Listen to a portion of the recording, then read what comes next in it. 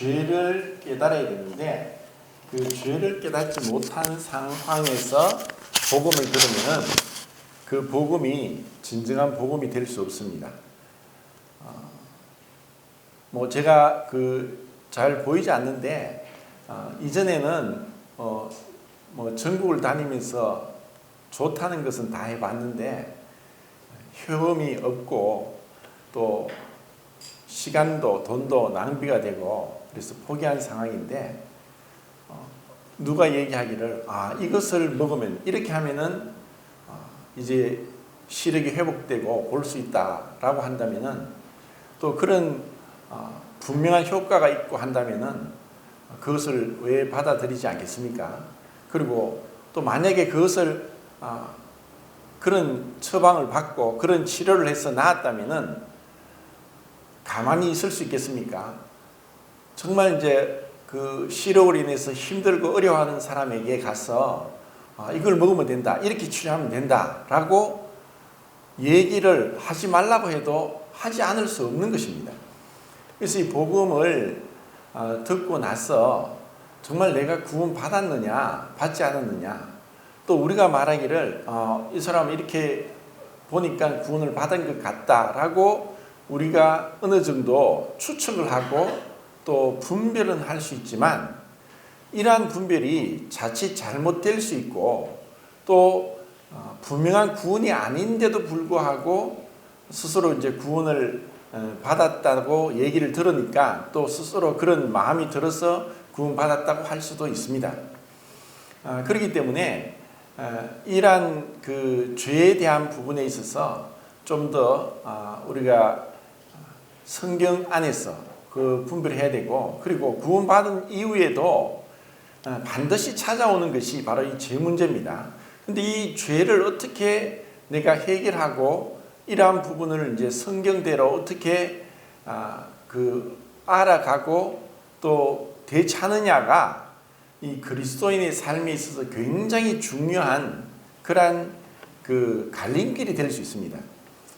그런데 이 구원받은 이후에 죄 문제에 대해서 올바로 우리가 성경대로 그렇게 해결하지 못할 때에 구원받은 자가 큰 오류에 빠질 수 있고 또 전혀 하나님 앞에 열매를 맺지 못하는 그러한 그 삶을 살 수도 있고, 또 구원받았지만 큰 죄에 빠질 수도 있고, 또 아니면은 교회를 떠날 수도 있고, 또 심지어 이제 이단에 빠질 수도 있습니다.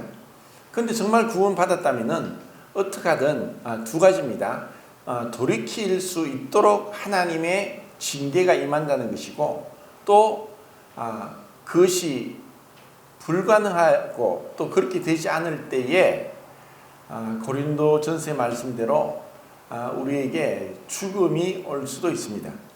그래서 더 이상 구원받은 자가 사단에게 농락당하지 못하도록 그렇게 하나님께서 그 육신은 멸하고 그 영혼은 구원받게 하기 위해서 데려가실 수도 있습니다.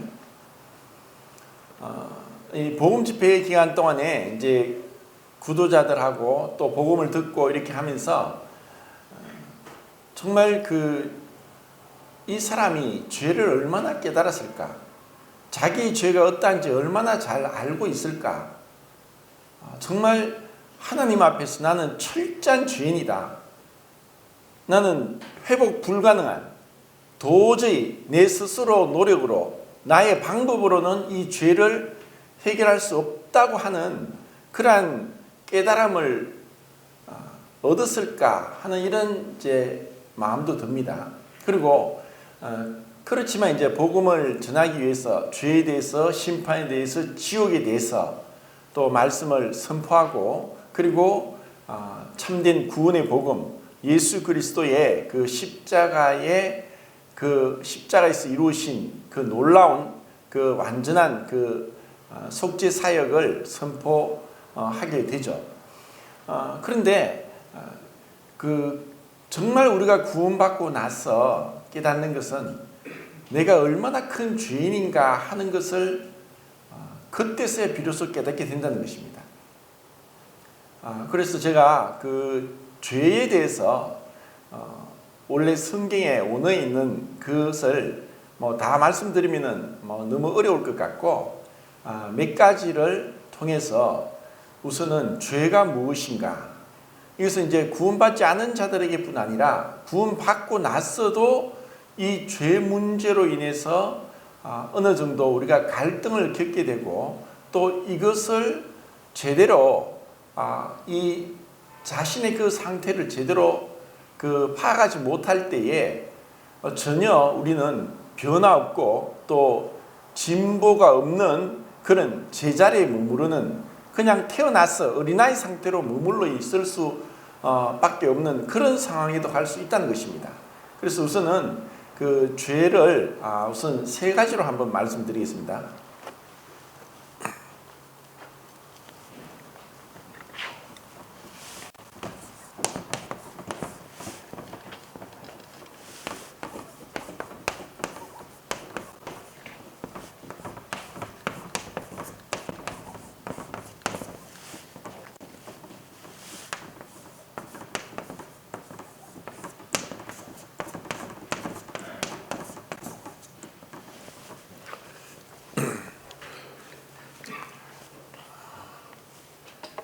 그 히브리어 원어에 보면은 이제 죄가 여러 가지가 나오는데 가장 많이 쓰인 것이 이제 세 가지입니다.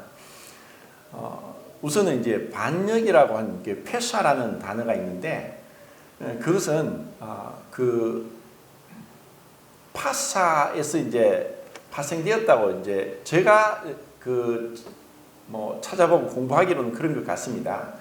파사라는 단어는 이제 한 걸음이라는 뜻인데 거기서 이제 페샤가 나옵니다. 그러니까 우리 인간은 발걸음을 뗄 때마다 하나님 앞에 반역한다는 뜻입니다. 자, 이것이 왜 그런가 또 자세히 말씀을 드리겠습니다. 그리고 두 번째는 이제 불법인데 이거는 이제 타트라고 해서 이제 뭐 속죄제물로도 번역되는데 이 죄라는 것은 그 요한일서에도 나오듯이 죄가 무엇이냐? 불법이다. 법을 어긴 것이 죄입니다. 그래서 보통 그 복음을 전할 때 당신 죄인입니다 하면은 내가 왜 죄인입니까? 내가 무슨 잘못을 했습니까? 나는 법을 어긴 것이 없습니다. 나는 강도짓이나 살인짓이나 이런 죄를 지은 적이 없습니다. 이 대부분의 사람들은 자신이 죄인이라는 것에 대해서 인정을 못하고 반발합니다. 그들이 생각하는 죄는 사회적인 죄, 사회적인 법을 어겼다는 것. 형법이나 뭐 상법이나 민법이나 어떤 헌법을 어겼을 때 그것이 죄고 그 죄로 인해서 그 형을 받고 교도소에 가는 거죠. 그렇기 때문에 그런 사람은 우리 사회에서 정말 극소수입니다. 그러니까 대부분의 사람들은 자기가 죄인이라는 것에 대해서 인정을 하지 않습니다. 자, 그런 그 불법에 대해서도 좀 더 이제 자세히 보겠습니다. 그리고 이제 세 번째는 아본이라고 하는데 이것이 불의, 또 부정, 이제 부정은 이제 깨끗하지 못하다 이 뜻이고 부정직, 정직하지 못하다. 그래서 의라는 것이 곧다는 뜻인데 차다크 해가지고 곧은 올바른 이런 뜻입니다. 그러니까 그 하나님의 의, 거룩 앞에서 우리가 그렇지 못하다. 마치 이제 어떤 선을 그었는데 그 선이 똑바로 직선인지 아니면 구불구불한지를 알려면은 곧은 자를 옆에 대보면은 그 자와 일치하면은 그 직선이고 그렇지 않으면 구불구불하고 직선이 아니다라고 얘기하는 것처럼 하나님의 거룩하심과 의로움과 깨끗함에 비추어 봤을 때에 깨끗하지 못하다. 그리고 바르지 못하다. 정직하지 못하다는 뜻으로 이러한 아본이라는 단어가 불의, 부정, 부정직 이렇게 번역되었습니다.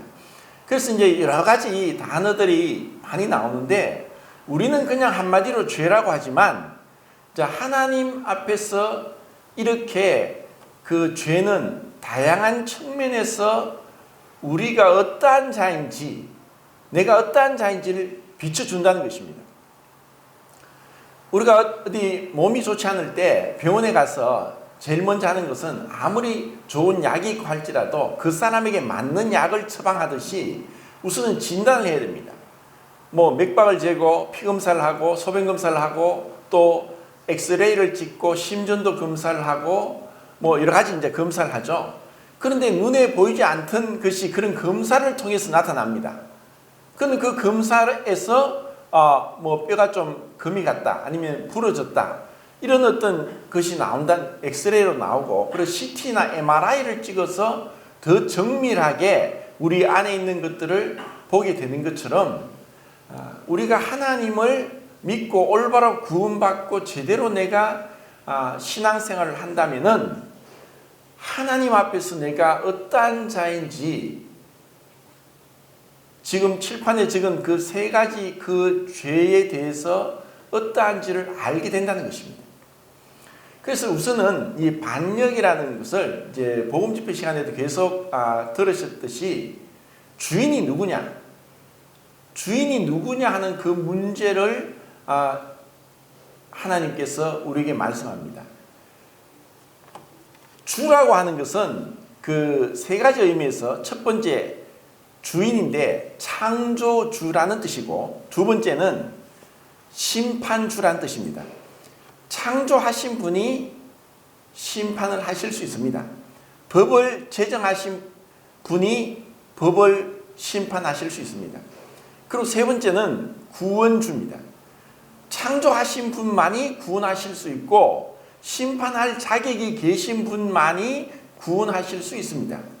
그래서 이런 의미에서 그 반역은 우리가 피조물의 자리에서 그리고 율법 준행자 위치에서 그리고 우리가 그 죄로부터 구원받아야 될 자임을 깨닫고 주님 앞에 돌아서는 것이 바로 이 구원의 첫 번째 단계입니다.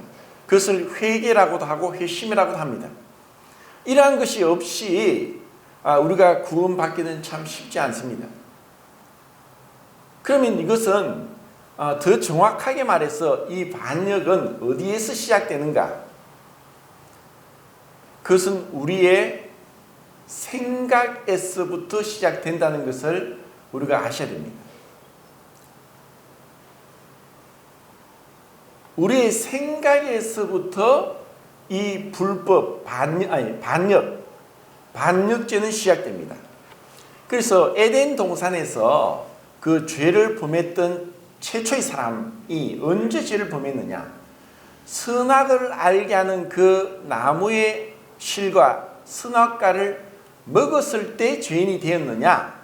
아니면은 그 전에 이미 그는 하나님 앞에 죄를 범한 자가 되었는가 하는 문제는 굉장히 좀 난해하고 어렵습니다.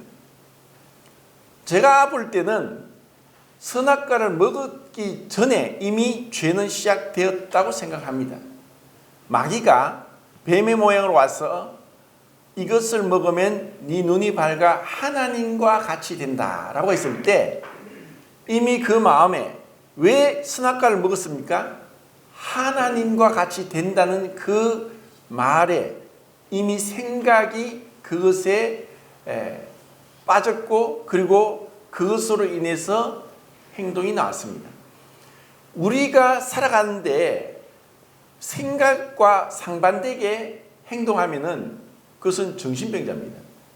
우리는 생각한 대로 움직입니다. 우리의 생각은 참 중요합니다. 내 생각과 반대로 행동한다면은 그것은 온전한 사람이 아닙니다.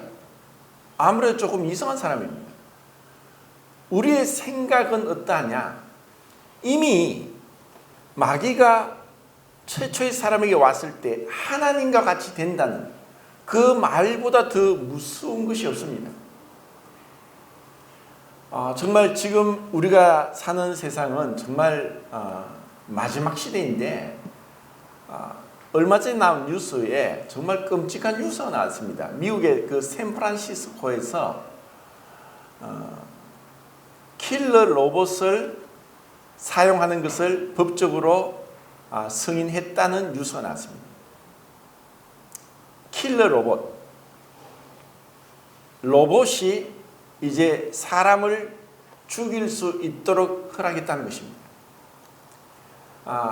사실 미국은 굉장히 범죄가 많이 이제 자행되는 그런 나라인데 2016년도에 텍사스에서 굉장히 악한 악인이 경찰관 5명을 죽이고 난동을 부릴 때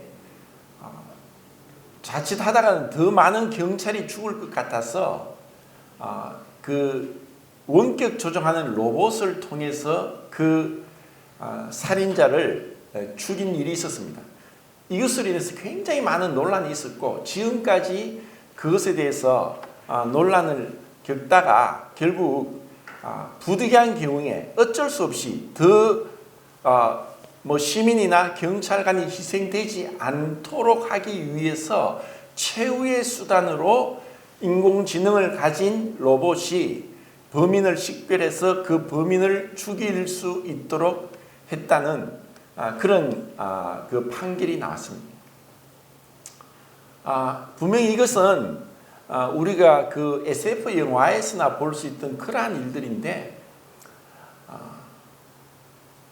이제 사람이 로봇에 의해서 죽을 수 있지만 그것이 그냥 평범한 사람들에게는 없는 일이죠. 정말 악을 행하는 자, 도저히 사람이 잘못하다가는 희생당하기 전에, 더 당하기 전에 그렇게 최후의 수단으로서 로봇을 통해서 사람을 죽인다는 거죠. 자, 이런 것들을 보면서 정말 우리가 하나님 앞에서 피조물된 사람이 감히 내가 하나님과 같이 된다고 하는 그 불순하고 반역적인 그 죄보다 없음을 우리는 알아야 됩니다. 그런데 이것이 구원받기 전에 사실 모릅니다. 자기가 반역자라는 것. 우리의 그 조선시대에도 어느 나라에도 반역죄는 삼족을 멸한다 그런 얘기가 있잖아, 그죠? 그러니까 그것은 그 나라의 어떤 기본 체제에 대항하고 그 기본 사회를 무너뜨리는 가장 큰 죄가 이 반역죄, 또 여적죄 이렇게 얘기하는데 그 죄에 대해서는 우리 인간들도 용납할 수 없습니다. 그런데 우리는 최초의 사람은 이것을 이미 생각에서부터 하나님의 자리에 올라가도록 했습니다. 이것이 이사야서 14장과 에스겔서 28장에 사단이 처음으로 하나님께 대적하는, 내가 하나님의 자리에 올라가겠다, 하나님과 비기겠다 라고 하나님께 도전함으로 죄가 시작되었다는 것은 우리가 잘 알고 있습니다. 자, 그런데 이것이 우리가 놀라운 은혜로 제가 히브리서 예배 시간에 히브리서 10장 12절부터 18절까지를 읽었는데 하나님의 은혜로 우리의 모든 죄가 그 속죄 제물, 대속 제물 대신 예수 그리스도로 인해서 완전히 깨끗하게 사해지고 하나님이 내가 다시는 너희 죄를 기억지 아니하리라 라고 말씀하시고 우리를 하나님의 법을 이제는 우리 마음의 생각에 기록하고 새 언약 가운데 둔다는 그렇게 말씀하시는 것이 복음인데 우리가 그 복음을 듣고 깨달았습니다. 그런데 그 약속에 참여했고 또 이제 하나님 앞에서 나는 완전 자유함을 얻었고 더 이상 죄를 인하여서 제사 드릴 것이 없고 또 내가 그렇다고 죄를 짓지 않는 것은 아니지만 나의 모든 과거와 현재와 앞으로 지을 죄까지 예수님이 2000년 전에 십자가에서 담당하셨다는 것이 이 죄삼의 복음입니다. 그런데 이것을 듣고 믿은 자들이 얼마나 자유함을 얻고 기뻐하겠습니까? 그런데 정말 그들이 정말 이러한 말씀으로 그 약속에 참여한 새 언약에 참여한 자라면은 그들의 삶에 있어서 분명하게 그들의 삶이 변화가 되고 또 이 죄에 대해서 민감해지고 그리고 하나님 앞에 거듭난 자로서의 삶이 나타나는 것이 정상인데, 이러한 것을 믿는다고 말하지만 이 죄를 너무나 쉽게 생각하고 이 죄에 대해서 마치 바리새인과 같은 태도를 갖게 될 수도 있다는 것이 큰 문제입니다. 제가 이제 이 생각이 얼마나 하나님 앞에 무서운 죄냐, 뭐 로마서 8장에도 분명히 나오죠. 육신의 생각은 사망이요, 영의 생각은 생명과 평안입니다. 육신의 생각은 하나님과 원수가 되나니 이는 하나님의 법에 굴복치 아니할 뿐 아니라 굴복할 수도 없습니다. 자, 이 말씀을 누구에게 하시는 줄 아십니까? 8장 1절에 그리스도 예수 안에 있는 자에는 결코 정죄함이 없나니 이는 그리스도 예수 안에 있는 생명의 승리의 법이 죄와 사망의 법에서 너를 해방하였습니다. 이것은 거듭난 그리스도인에게 하시는 말씀입니다. 그런데 우리가 구원받았고 이미 이제는 죄로 인해서 더 이상 내가 심판받지 않고 영원한 생명을 얻었다는 것을 알고 있음에도 불구하고 이 생각에 있어서는 얼마나 많은 죄를 범하고 있는지를 우리는 정직한 사람은 스스로 자신을 알게 됩니다. 마치 이 생각은 뭐와 같냐 하면은 우리가 지금 나가면 도로가 있죠. 도로가 이제 포장 도로가 있고 거기에는 차선이 있습니다. 그리고 신호등이 있습니다. 그리고 많은 차들이 그 차선을 지키고 중앙선을 침범하지 않고 또 신호등을 지켜서 운행을 하는데, 어떤 차가 있는데 이 차가 브레이크가 없어요. 그리고 이 차는 차선을 무시해요. 신호등을 무시해요. 마음대로 그냥 활주를 합니다. 그럼 어떻게 되겠습니까? 이 굉장히 심각한 일이 일어나죠. 이 교통사고가 계속 일어날 겁니다. 왜? 이 차가 브레이크도 없고 차선도 지키지 않고 교통법규도 준수하지 않고 신호등도 무시하고 미친 듯이 그렇게 활보하면 미친 운전자가 운전하는 차를 그냥 내버려 둘 수는 없습니다. 그런데 우리의 생각은 마치 그와 같습니다. 우리의 생각은 어떻게 보면 가만히 있지 못하는, 여기저기 순간에도 많은 생각들이 일어나는, 그래서 그 C.S. 루이스가 고통의 문제에서 4장 그 인간의 악성에 대하여라고 한 그에 보면은 정말 우리의 생각을, 마음을 MRI로 촬영하듯이 적나라하게 비춰줍니다. 이 세상에 어떠한 사람도 자기의 생각을 있는 그대로 다 다른 사람들에게 공개할 수 있는 사람은 아무도 없다라고 얘기합니다. 저는 그 말에 전적으로 공감합니다.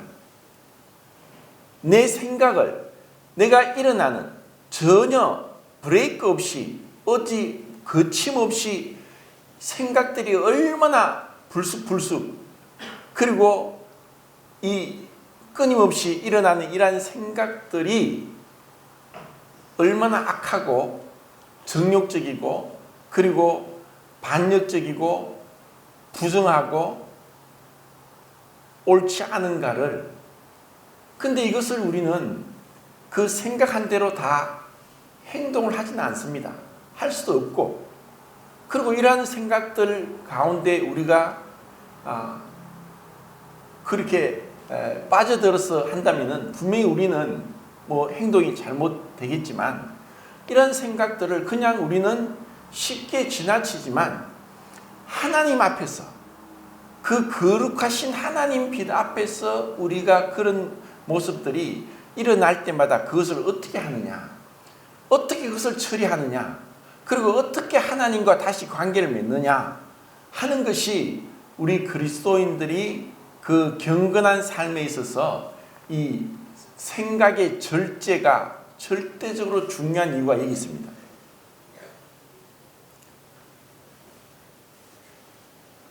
우리가 예배 시간에 1시간 정도 예배를 드리는데 그때 우리는 생각을 이 떡과 잔에 두고 예수님의 십자가에 두고 그리고 그 말씀과 또 우리 어떤 내 모습을 보면서 계속해서 이 생각을 집중해서 주님 앞에 나아가는 그런 훈련, 연습을 합니다.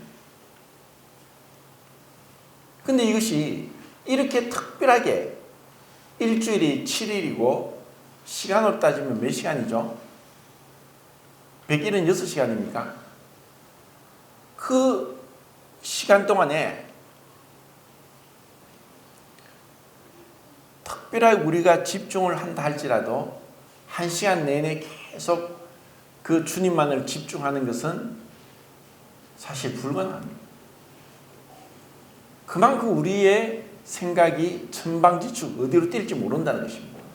그러면 우리가 살아가는데 하루에 24시간 중에 한 8시간 취침 시간을 빼고 나머지 16시간 동안에 그러면 우리의 생각이 정말 그 하나님 앞에서 불순하지 않고 깨끗하고 정결하게 그렇게 산다고 얘기할 수 있느냐? 그렇지 못합니다. 그렇기 때문에 우리 구원받은 그리스도인들의 삶은 정말 하나님이 기뻐하시는 그런 삶을 살기 위해서는 우리의 생각에 있어서 절제를 어떻게 하느냐, 어떻게 훈련을 해서 이런 생각을 계속해서 가지치게 하면서 주님을 에게 이제 집중하도록 하느냐, 이것이 우리 신앙에서 정말 중요합니다. 자, 로마서를 한번 보겠습니다. 로마서 7장입니다.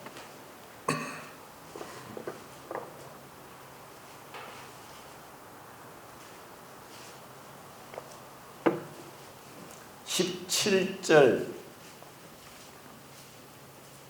읽겠습니다. 17절 시작. 이제는 그것을 행하는 자가 내가 아니요 내 속에 거하는 죄니라.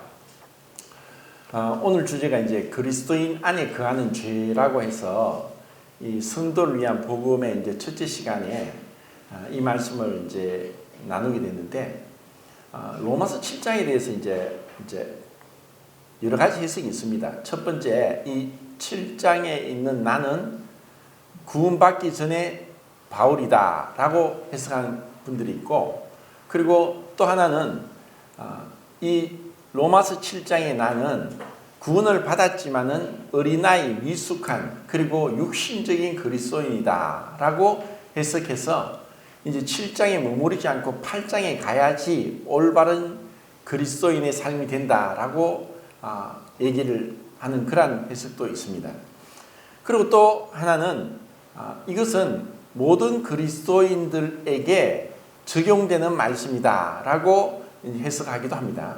그래서 저는 세 번째, 이 7장에 나타난 여기 있는 나, 정말 공고한 나, 그리고 그 선을 행하여 원하는 나에게 악이 있고, 그리고 내 속에 죄가 거하고 그것은 법으로서 나를 사로잡아 오고 있고 내가 원하는 것을 하지 못하게 하는 그러한 그 자가 바로 우리 어떻게 보면 모든 그리스도인들에게 해당한다고 봅니다.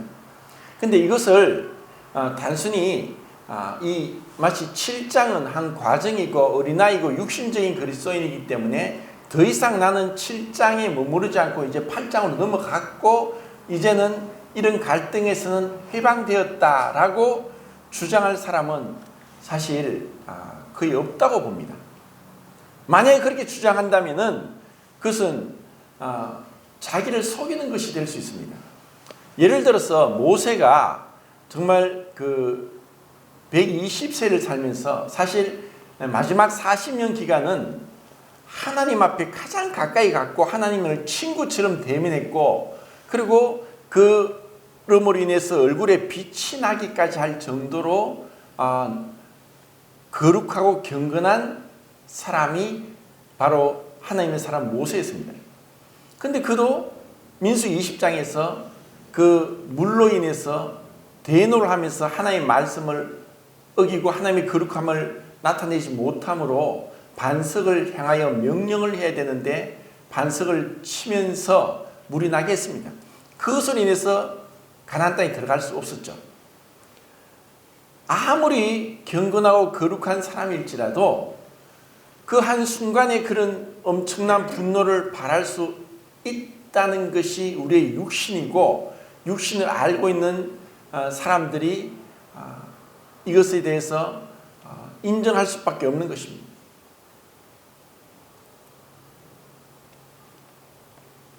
그런데 어떤 분들은 나는 이미 그리스도와 연합되었고 거룩한 자가 되었으며 더 이상 어린아이 상태에 머무르지 않고 이제는 더 이상 어떠한 7장에 있는 것과 같은 갈등에서 해방되었다. 영적 해방을 체험했고 나는 이제 어느 정도 그 경지에 도달했기 때문에 7장은 나와 상관이 없다라고 하는 영적 해방 체험을 우선시하는 사람들은 어떻게 보면 자기를 속이는 것일 수도 있습니다. 왜냐? 우리의 생각에서부터 우리는 사실 전혀 어떤 우리가 어떤 통제도 못할 정도로 우리는 이 생각으로부터 이 어떤 제어를 받을 수도 있다는 것입니다.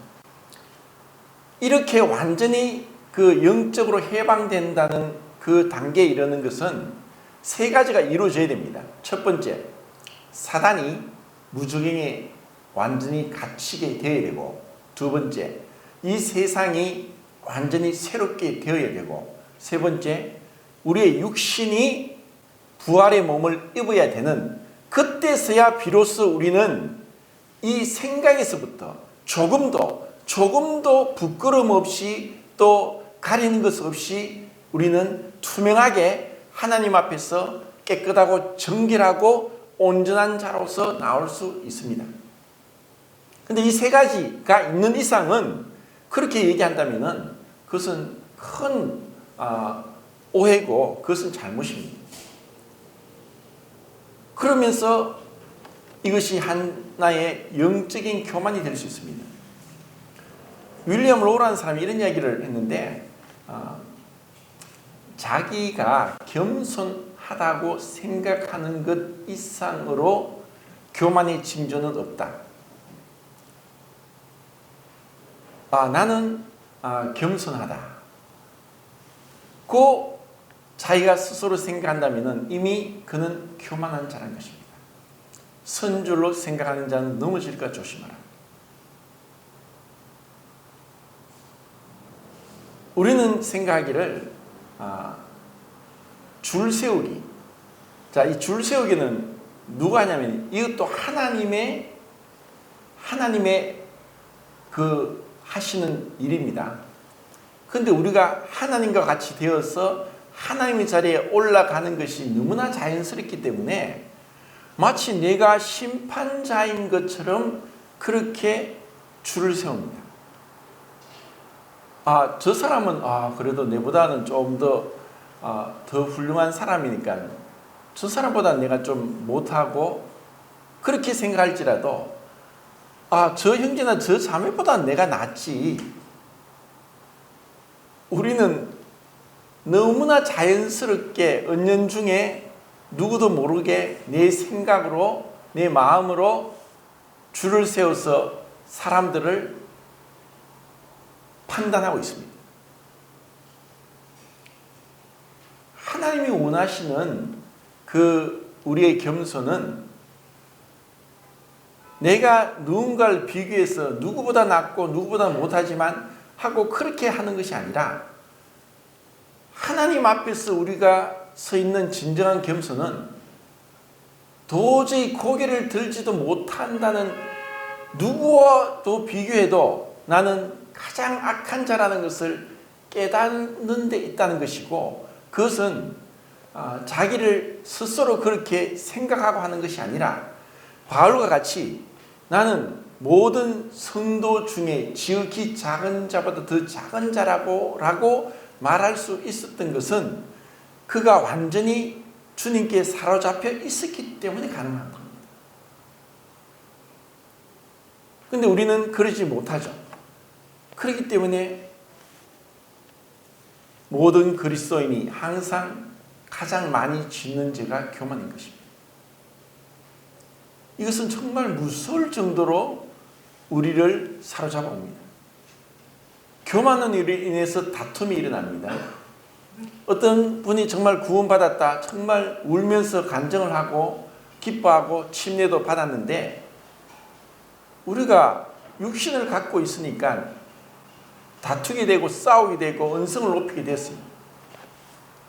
그러고 나서 교회를 나오지 않아요. 그래서 제가 찾아가서 이제 다퉜으니까 이제 더 이상 교회를 못 가고 다른 교회를 알아보겠다고 얘기를 해요. 그래서 제가 말을 했습니다. 하나님 앞에 어디를 가도 예배를 드릴 수 있다고 하지만 그런 그 관계가 틀어졌고 잘못된 가운데서 어디를 가서 예배를 드리더라도 하나님이 그 예배를 받지 않습니다. 용서하지 않는 마음으로 나갈 때 하나님이 그 예배를 결코 받지 않습니다. 네가 형제와 사화할 만한 일이 있거든 생각이 나거든 그 예물을 제단에 두고 그 형제에 가서 용서를 구하고 용서를 받고 해서 나에게 예물을 드리라 라고 주님 말씀하셨습니다. 사람은 속일 수 있어도 하나님은 속일 수 없습니다. 하나님 앞에 청결함을 사모한다면은 우리가 다툴 수 있고 또 분을 낼 수 있고 또 화를 낼 수도 있고 안 좋은 생각에 빠질 수도 있지만 이러한 것들이 해결되지 않은 상황에서 우리가 계속 신앙생활을 하고 교회생활을 한다면은 우리에게 어떠한 진보도 없고 변화도 없고 성장도 없습니다.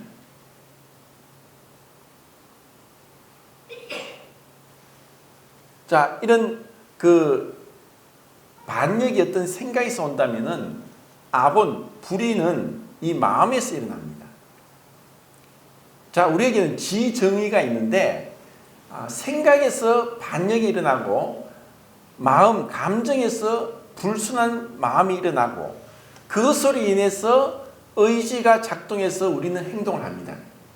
내가 어떤 나쁜 행동을 하지 않았다고 할지라도 내 생각에 있어서 마음에 있어서 부정하고 죄가 있다면 그것은 하나님 앞에서 우리가 그리스도의 피로 그리스도와 연합되어 십자가의 죽은 자로서 해결해야 되는 것이 우리 그리스도인의 죄에 대한 자세입니다.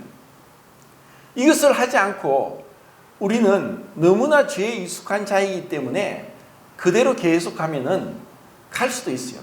다윗과 같이 위대한 인물도 거의 1년 가까이를 그 죄를 깨닫지 못하고 그냥 평범하게 생활했었습니다. 근데 나단 선지자가 와서 그 죄를 깨닫게 했을 때 그때 심한 통곡과 애통하는 마음으로 회개의 그 눈물을 흘리면서 하나님 앞에 용서를 구하고 관계가 회복됩니다.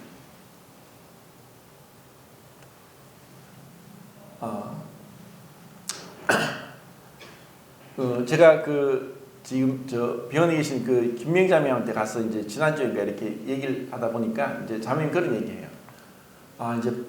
이번 달에는 퇴원을 해야 되겠다. 이제 8개월쯤 되었는데 그래도 하나님께서 은혜를 주셔서 이 항암 치료를 하는데도 몸무게가 변함이 없고 100혈구 수치가 3,500에서 4,000이 돼야 되는데 다른 사람들은 항암하고 나면은 100혈구 수치가 1,000 얼마로 확 떨어져 버리니까 항암을 못하고 더 기다려야 되고 연장이 되거나 아니면 또 몸무게가 줄면은 자기 몸무게만큼 항암이 약이 들어가는데 몸무게 준 만큼 항암약을 줄이는데 사람들이 약을 줄이면 또 암이 없어지지 않는 줄 알고 더 올려달라고 해도 의사들이 그렇게 못한다. 몸무게가 줄었기 때문에 또 약을 줄이야 이렇게 하는데 자매님은 계속 이제 그게 유지가 되고 해서 또 약이 잘 맞고 해서 참 감사가 되는 거예요. 그런데 그 있는 사람들이 전부 얘기를 하는 게 너무 좋지 않은 부정적인 얘기를 계속 하니까 그런 얘기들이 너무 힘들다는 거예요.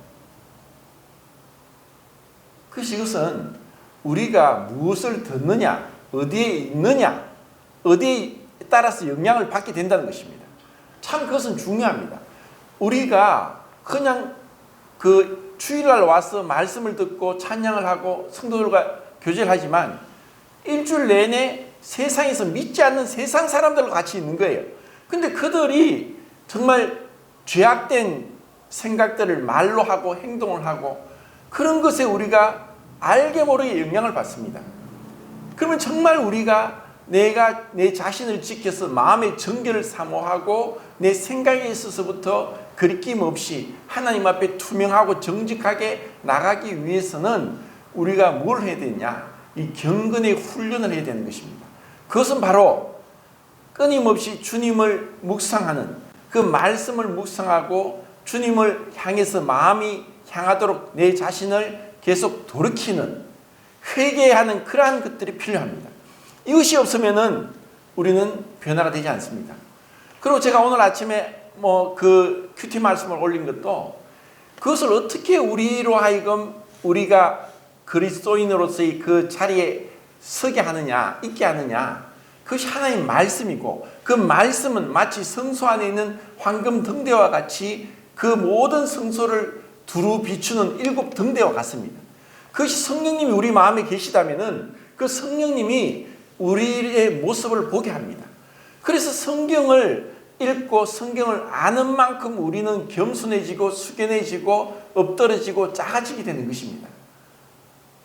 내가 무언가를 하고 이것으로 인해서 우리는 점점 어떤 일을 하면서 바리새인이 될 수 있는 소지가 분명합니다. 얼마 전에 제가 그 2013년도에 그 소천하시는데 그분이 이제 브라질의 아마존에서 선교했던 선교사님인데 허윤석 선교사님이라고 2013년도 14년도 이제 투병 중에 어떤 그런 이제 자서전적인 그런 글을 썼고 이것이 16년도에 이제 출판이 됐는데 나는 왕 바리새인입니다 하는 책입니다. 거기 보면은 자기가 정말 하나님 앞에서 바리새인이라 아니라 왕 바리새인이었다는 것을 처절하게 깨닫고 회개하는 그러한 그 감정이 나옵니다. 이것은 어쩌면 우리 모두의 문제인지도 모릅니다. 하나님 앞에 그분이 그런 이야기합니다. 우리 한국교회가 너무 하나님 앞에 기도를 많이 했기 때문에 문제가 되고 바리새인이 되었다는 거예요. 그럼 무슨 기도를 많이 하는 게 뭐가 잘못입니까? 기도를 하면서 내 자신, 내 가족, 내 자녀, 우리 교회 계속 잘되게 해달라고 축복해 주시고 이것도 시험도 통과되고 또 승진도 하게 해주시고 또 많은 부도 얻게 해달라고. 그래서 우리는 부유해졌고 또 참 아쉬움 없이 편안하게 살고 있지만 그리고 정말 남이 보기에도 그럴듯하게 모양새는 갖춰졌지만 그것이 얼마나 하나님 앞에 바리새인적인지를 깨닫지 못한다면 우리는 주님 앞에 부끄러움으로 가게 될 것입니다.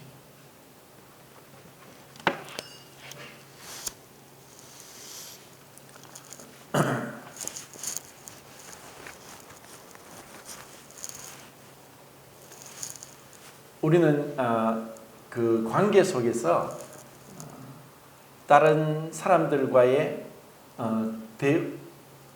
대화 속에서 때로는 자존심도 상하고 또 때로는 무시를 당하고 때로는 그 참을 수 없는 그러한 어떤 분도 화도 나고 그럴 때가 많습니다. 그럼 그럴 때 하나님께서 우리를 어떻게 인도하시고 다루시길 원하는가? 며칠 전에 저 경기도에 있는 한 이제 구원받은 형제님이 전화가 왔어요. 이제 한 번씩 교제를 하는데 뭐 이제 솔직하게 그런 자기 얘기를 해요. 자기가 직장에서 한 그 상관이 있는데 계속 자기를 괴롭힌대요. 그래서 계속 참는데 너무 힘들다. 그래서 언제까지 참아야 됩니까? 저 다른 직장으로 옮길까요? 이런 얘기를 하더라고요. 어떻게 보면 이제 우리가 살아가면서 그런 일이 다반사로 일어나는 일들입니다.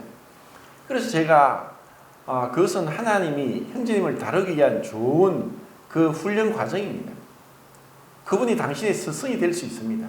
그 사람을 통해서 당신에게 있는 그 교만, 그리고 죄, 불순종, 그리고 하나님 앞에서의 모습을 보게 할 수 있는 좋은 선생이라고 생각해야 됩니다. 피하면 안 됩니다. 그리고 마음으로 미워하면 안 됩니다. 그리고 그것으로 인해서 기도를 해야 되고 오히려 그 사람을 축복하고 기도를 해야 됩니다. 너희를 저주한 자를 축복하고 너희를 모욕하는 자를 위해서 기도하라. 이것이 주님의 명령입니다. 그런데 대부분 우리는 그것을 피합니다. 허연숙 선교사님이 그런 얘기를 합니다. 부부싸움을 했는데 이 아내가 너무너무 화가 나가 그래도 열심히 교회 다니는 분인데도 다른 사람에게 만나서 계속 자기를 변명하고 남편의 흉을 보고 하는 것을 보면서 너무나 가슴이 아프다는 그런 얘기를 이제 합니다. 우리는 그 주님이 우리 죄를 위해서 십자가에 희생 당하셨다는 것, 그것이 하나의 지식으로 머물러 있다면은 진정으로 그 십자가의 의미를 모릅니다. 제가 주중에 그 다른 교회 다니는 분인데 우리 교회 와서 지금 성경 공부를 하는 분이 있는데 우리 교회 와서 하는 말이 그래요. 왜 이 교회는 십자가가 없습니까? 그래, 이상하대요. 근데 하나님 보내주셔서 이제 이 복음을 계속 전하고 있어요. 근데 이제 교회를 다니고 있는데, 다른 교회를 다니고 있는데, 그 교회 다니지 말고 이러라고 얘기는 하지 않았습니다. 왜냐하면 정말 이 사람에게 필요한 것은 복음이지, 그 복음을 깨닫고 눈을 뜨면은 스스로 그것을 분별할 것이기 때문에. 그런데 우리 교회가 다른 교회에 있는 십자가가 없으니까 이상하다는 거예요. 십자가는 그렇게 이 뒤에 크게 십자가를 달고 하는 게 그것이 하나님의 뜻이 아니라 십자가가 우리 마음에 있습니다. 그 십자가는 죽음을 의미합니다. 사형틀입니다. 내가 겸손해지기 위해서 남들과 비교하면서 정말 자기를 낮추면서 그리고 이게 모든 부분에서 부정적으로 자기를 그렇게 평가하는 것이 겸손이 아니라 겸손은 자기가 죽는 것입니다.